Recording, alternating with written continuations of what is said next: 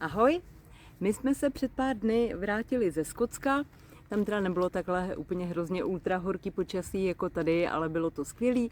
Nafotili jsme spoustu fotek, udělali jsme spoustu videí. Určitě v průběhu srpna už něco začneme nahrávat, takže jsem zvědavá, kdy první fotky z této výpravy se ukážou v prodejích. No, ale k věci. Máme tady pro vás výsledky prodejů za červenec 2026. Vy víte, kdo nás sleduje delší dobu, že červen byl úplně rekordní. Kdo to náhodou neviděl, tak se podívejte tady na starší video, kdy za červen jsme prodali fotky a videa za skoro $120, něco přes $120. Takže to bylo úplně snový. Věděli jsme, že takovýhleho výsledku nedosáhneme, ale chtěli jsme, aby to bylo tak v nějakém tom stabilním průměru, aby jsme nespadli na úplný dno, protože co si budeme říkat, je léto, jsou prázdniny, jsou dovolený, takže i s těma prodejema je to většinou slabší než v běžných měsících, jako je třeba listopad, ten bývá obecně jakoby nejsilnější na ty prodeje. No, ale to se jako nepotvrdilo, že v létě to bude špatný, tak se na to pojďte podívat. Za celý červenec 2026 jsme prodali jenom 3 videa, ale 61 fotek. Takže ve fotkách super, s videama by to chtělo přitlačit, prosím pěkně kupující, kupujte naše videa. Prodali jsme na 6 ze 7 našich fotobank, který máme zřízený. Kde se neprodalo nic, to je Alamy. Alamy to odpouštíme, protože v minulém měsíci udělal krásný prodej za $37 jedinou fotografii, takže Alamy má teďka dovolenou, řízenou dovolenou a neprodává. Na 6. místě se objevil Dreamstime. Na Dreamstimeu jsme prodali jednu jedinou fotku za standardních 35 centů. Na dalším místě, na 5. je potom Deposit Photos. K tomu vám musím říct takový jako příběh. Jo. Prodali jsme tam 2 fotky a oni standardně, co vidíme, ty fotky jsou kolem 25 centů. Takže bychom měli mít $0,5. Ale nemáme a to proto, že jsem jako hloupá nebo zapomnětlivá, nevím. My už jsme tam nějaký prodeje měli, vždycky to bylo za 0,25, ale na začátku tohohle měsíce, kdy se tam prodala první fotka, tak místo 0,25 jsme dostali, jenom vám řeknu přesně, 0,17. Jo, ten zbytek, těch 8 centů, nám strhli za daň. Z jednoduchého důvodu, protože jsme prostě neměli vyplněný daňový prohlášení o tom, že nejsme rezidenti a nepodnikáme v USA. Já tyhle formuláře vyplňuji pokaždý hnedka ve chvíli, kdy se k nějaký fotobance přihlašujeme. Z jakého důvodu jsem ho tam neměla? Myslím si, že mu prostě jako byla ukončená platnost, jo? Že to musíte každý rok obnovovat, třeba tady u této fotobanky, protože v minulých prodejích tam mi žádnou daň nestrhli. Takže tady u této první fotky nám strhli prostě tu povinnou část za americkou daň. Já jsem teda obratem ten formulář vyplnila, takže další fotka, která se prodala asi 14 dní na to, tak ta už byla bez té srážky za celých 0,25. Takže pro vás je to velký poučení, zkontrolujte si, že máte všude vyplněný aktuální formuláře daňový, ať zbytečně neplatíte v Americe daně, je to úplně jako zbytečný. Na 4. místě je Pond5. Pond5, jak to, že Pond5 nikdy nic neprodával, na tom se nic nezměnilo. Pond5 nám za skoro, já nevím, rok a půl neprodal jedinou fotku, ani jediný video, ale přišla výplata za dataset. Dataset neboli možnost využívání našeho obsahu pro učení AI. Dostali jsme za to celých 70 centů. Už nám tuhletu výplatu dali v loni, tam jsme dostali něco přes $2, 2,25 tuším, letos 70 centů. A jsou to jediný 2 výplaty, které za celou dobu od Pond5 přišly. Takže stále to není moje oblíbená fotobanka, ale když už tam ty fotky leží, tak ji prostě necháme jakoby fungovat. No. 70 centů. Na 3. místě je Shutterstock. Shutterstock stále neprodává naše videa, nevím proč, měl by se sebou něco dělat, ale prodal nám 15 fotek a dostali jsme za ně něco přes $3. Celkově na Shutterstocku jsme pořád teda v tom druhém levelu. Třetí level naskakuje až od 250 prodaných fotek. My v tuhle chvíli máme nějakých 132, takže něco přes 120. Museli bychom vlastně prodat teďka do konce roku zhruba jednou tolik, co máme prodaný od začátku ledna. Možná třeba to dáme. Jo, uvidíme, jak ty prodeje půjdou. Strašně by mě zajímalo dostat se do levelu číslo 3, ale bude to na hraně.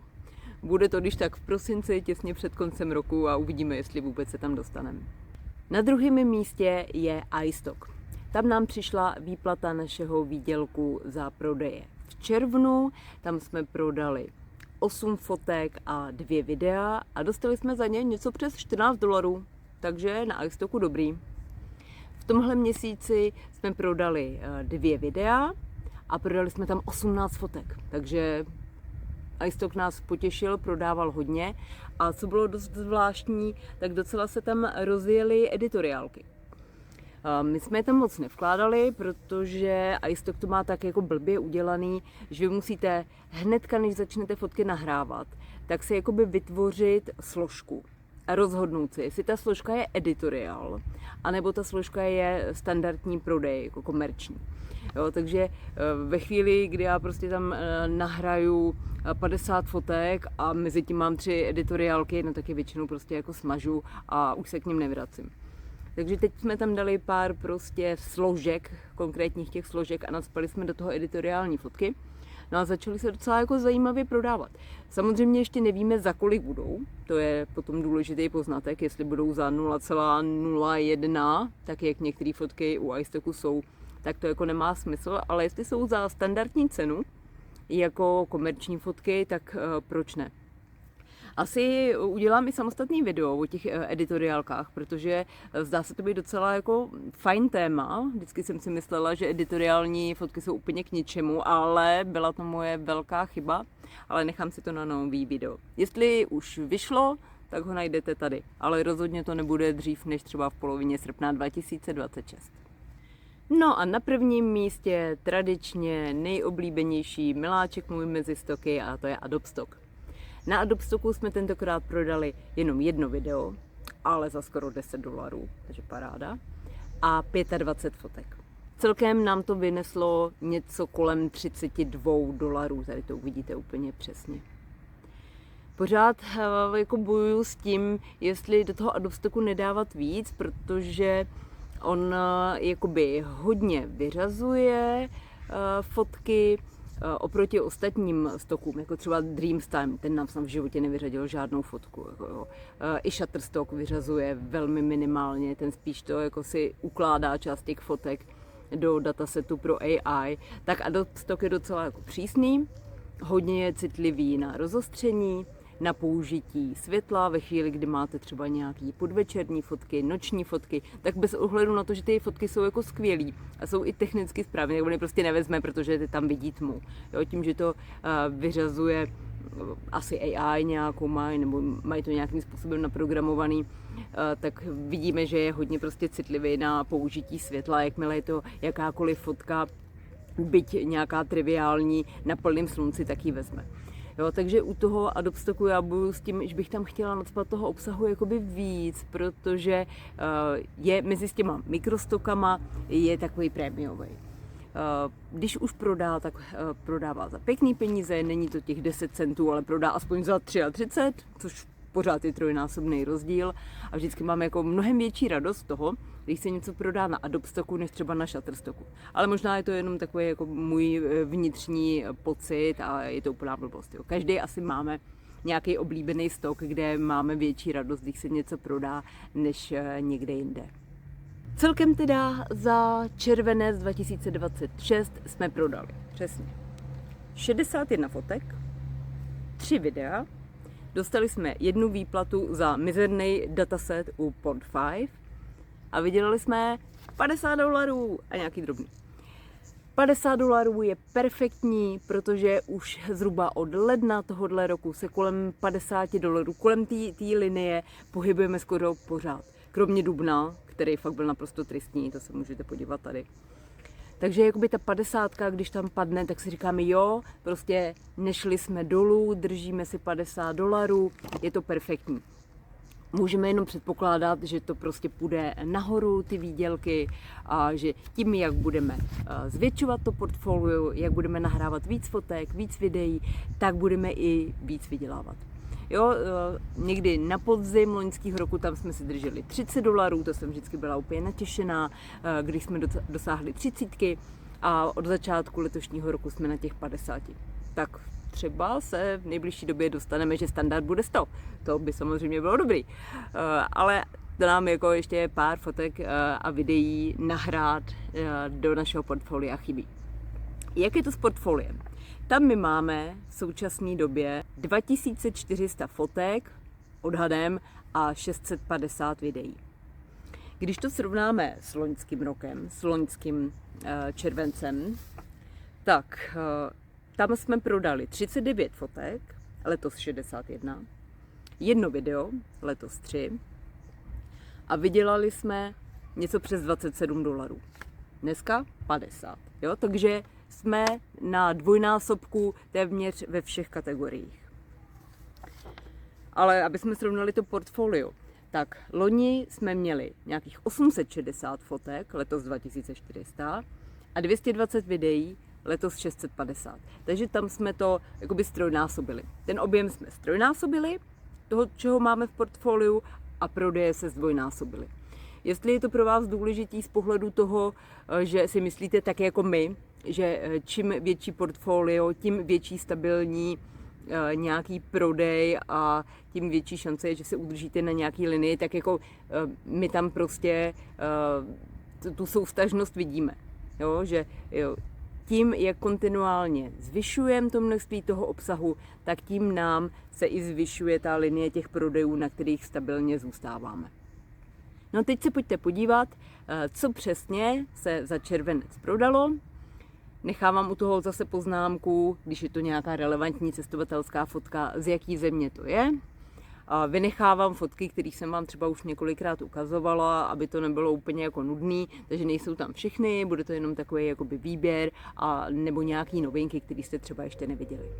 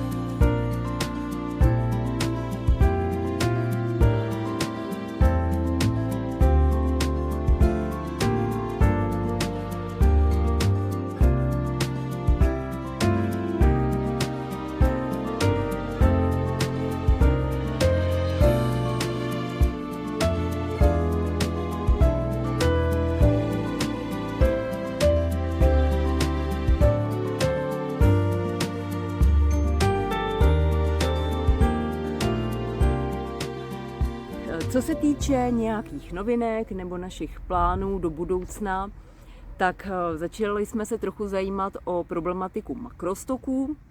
Makrostoky, to jsou, kdo nevíte, tak to jsou takové fotobanky, dá se říct, jako prémiového charakteru. Většinou chtějí, abyste pro ně byl jako výhradní autor, ne ve smyslu výhradní autor pro ně, ale ten obsah, který tam vložíte, aby byl prodávaný jenom u nich. Takže nafotíte sérii fotek třeba na stadionu a vložíte ji jenom na ten makrostok. Nemůžete ji pak prodávat na Adobe Stocku, na Shutterstocku a nikde jinde. Makrostoky samozřejmě s ohledem na to, že jsou autorský a dá se říct takový jako VIP, tak samozřejmě úplně jinak platí. My jsme se dívali na takový jakoby ty nejslabší makrostoky, protože jsou potom i výhradní jako galerie, kam se vůbec jako nedostanete, když nejste profi fotograf, ultra profi fotograf, jo, připomínám. Takže jsme se koukali na takový ty obyčejnější makrostoky, dívali jsme se na Stoxy a na fotobanku Kavan, dali jsme si tam přihlášky, protože tam musíte projít někde docela jako komplikovaným výběrovým řízením na to, aby vás tam vůbec jako přijali. Na Stoxy nás odmítli a asi se tomu ani jako nedivím. Poslední dobou, když sleduju obsah, který Stoxy dává třeba na svý sociální sítě, nebo který prezentuje v těch úvodních slajdech na svém webu, jako to, co u nich teďka frčí, tak to jako nejsme my. Jo. Mně ty fotky přijdou hrozný. Jo, mně to přijde, jak kdyby někdo vytáhl fotoalbum z 80. let z pobytu na Baltu nebo v NDR a tyhle ty fotky tam prostě jako překopíroval. Takže jestli tohle to zrovna frčí, tak se nedivím, že nás nepřijali. Je to hodně takový jako umělecký, kreativní, ale takovým za mě, takovým tím jako ulítlým směrem. Jo? Že pokud někdo máte rádi tenhle ten obsah, tak fotobanka Stoxy by mohla být pro vás. Oni mají ještě jednu specialitu v tom, že oni fungují jako kooperativ, jako družstvo. Takže když vás přijmou, tak vy se stáváte součástí té firmy a máte snad jako vliv na nějaké rozhodování, na to, kdo se přijme, kdo se nepřijme, na to, co s tou fotobankou bude dál.